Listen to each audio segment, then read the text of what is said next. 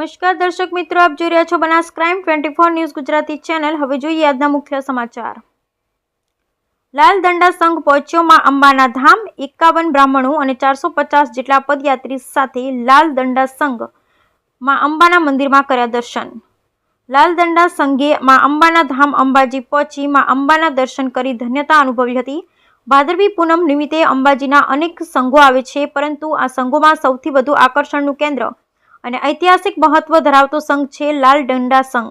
અમદાવાદથી નીકળેલો આ સંઘ 10 દિવસની કઠિન પદયાત્રા બાદ અંબાજી પહોંચે છે। છેલ્લા 190 વર્ષથી લાલ દંડા સંઘની પદયાત્રા આજે પણ અવિરત ચાલુ છે। ભાદરવી પૂનમ નિમિત્તે અંબાજી આવતા સંઘોમાં લાલ દંડા સંઘ સૌથી જૂનો સંઘ છે અને ભાદરવા સુદ બીજના દિવસે અમદાવાદથી રવાના થઈ 10 દિવસની કઠિન પદયાત્રા બાદ બારસના દિવસે લાલ દંડા સંઘ માં અંબાના સાનિધ્યમાં અંબાજી પહોંચે છે। આ દરમિયાન ઠેર ઠેર તેમનું સ્વાગત કરવામાં આવે છે તથા તેમને આવકારવામાં પણ આવે છે।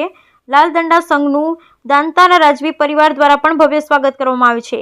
500 થી વધુ પદયાત્રીઓ સાથે નીકળતો આ લાલ દંડા સંઘ ભાદરવી પૂનમના મેળામાં આવતા સંઘોમાં સૌથી મહત્વનો સંઘ। સંઘના આગેવાન કૌશિકભાઈ જોશીએ જણાવ્યું હતું કે લાલ દંડા સંઘ આજે મા અંબાના દર્શન કરી ધન્યતા અનુભવી છે। ધર્મને ઊંચો લાવવો અને માની ભક્તિ કરવી એ અમારું આ સંઘનું ઉદ્દેશ્ય છે।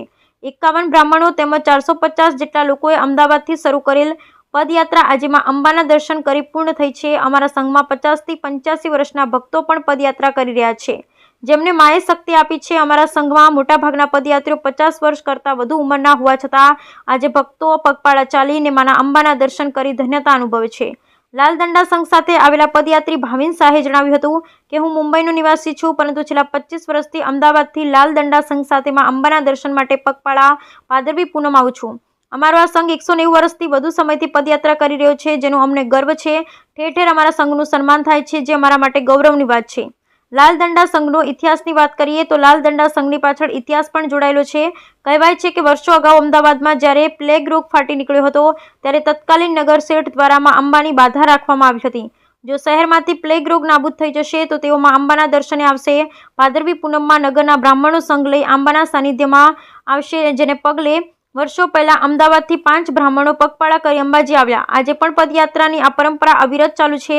જ્યારે પણ લાલ દંડા સંઘ દાંતા પહોંચે છે ત્યારે રાજવી પરિવાર દ્વારા તેનું ભવ્ય સ્વાગત કરવામાં આવે છે।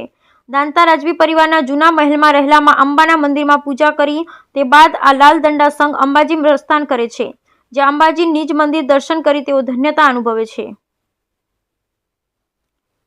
Bureau report Haresh Thakkar, Deesa, Banaskantha. ચાચા ચોકમાં આનંદી ઇન્દ્રમાં ટ્રસ્ટ લાલ દંડાનો સંઘ 190 વર્ષે ચાચા ચોકમાં ઉભો છે। આ સંઘ અવિરત આ રીતે ચાલતો જ છે। ધર્મને ઊંચો લાવવા માટે અને જન કલ્યાણનું કલ્યાણ કરવા માટે આ સંઘ ત્વરિત જ આ રીતે કાર્ય કરતો રહેશે। અત્યારે પ્રેરણા દે છે।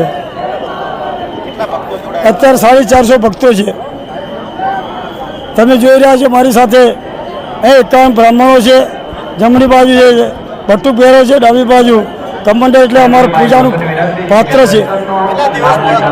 અમારે ચંદ્ર દર્શન હોય ત્યારે ભાદરવા સુદ પડવો હોય કે બીજ હોય એ દિવસે અમારું પ્રસ્થાન થાય।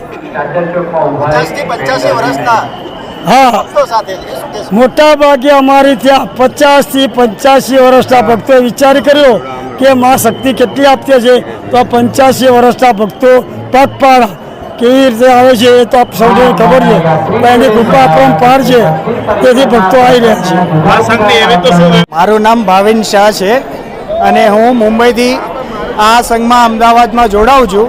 છેલ્લા 25 વર્ષથી આ સંઘમાં જોડાયેલો છું। આ મારા ભાઈ મારી સાથે મનીષભાઈ છે, એ પણ અમે સાથે જ છે આ સંઘમાં આવીએ છીએ। અને અમારો આ લાલ દંડા જે સંઘ છે એ છેલ્લા 190 વર્ષથી અવિઘ્ન ચાલતો આવ્યો છે, જેનું અને ખૂબ ખૂબ અમને માન છે। અમે આશા કરીએ છીએ કે આ સંઘમાં બસ અમે આવી રીતના અવિઘ્ન જોડાવતા રહીએ। જય અંબે।